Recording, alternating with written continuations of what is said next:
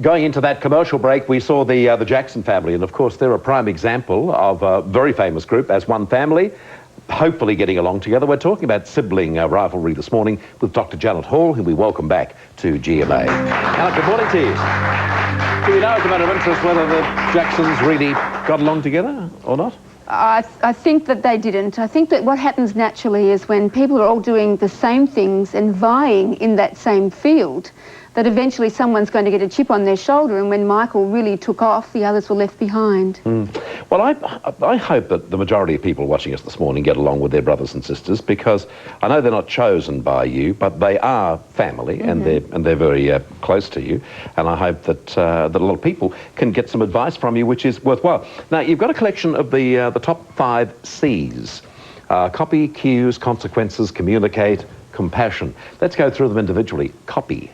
Well, these come from my book called Fight Free Families, and I point out to parents that if you want children to learn to cooperate, which is what is the antithesis of sibling rivalry, you have to demonstrate to them that you cooperate.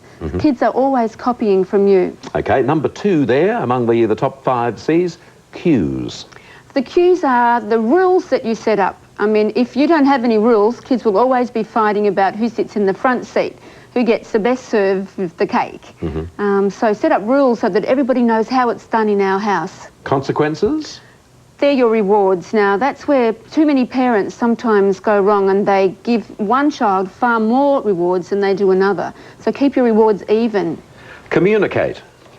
That's really the crux of it, because in any family, one child usually is going to be better at something. And so you need to have an open communication where you point out that the one who may seem lesser is really good at something else. And everybody should talk about that. Sure. What's your book called again, by the way? Fight Free Families. And that's available. Is that a newer one? Is that, or been around for a while? It's been around, but there's a brand new version coming out in September. Fight Free Families. Okay. The next C, communicate. Did we cover that? Communicate. Yes, we did communicate, how we should be able to talk about it. Let's try compassion now that I've rejoined you.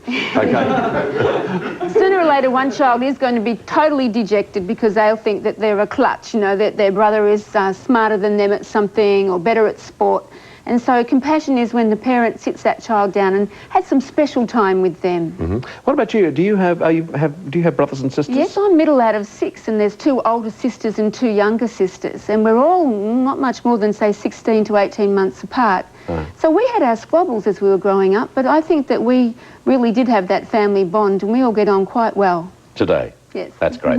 The Everly brothers you want us to mention too, Don and Phil. I think you're going to say that the story goes that they didn't get along off stage? No, so many public figures, you know, do have to put up a big front, and they have to cooperate if they're going to make beautiful music. But deep down there was some dissatisfaction between them, and even a drug problem with one of them. And look, if one family member isn't doing the right thing, it can really upset the whole family.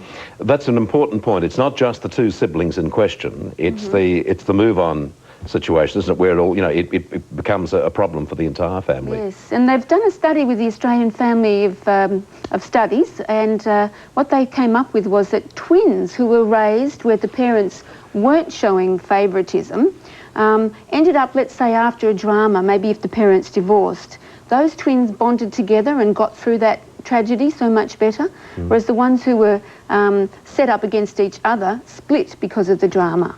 Great to see you again, as always, and look forward to that book coming up, the new version. Thank you. Or what do you call it, I suppose, the updated version. Revised. Of Fight Free Families. Nice to see you, Janet. Thanks very much. Dr. Janet Hall. Now on GMA, here's Moira.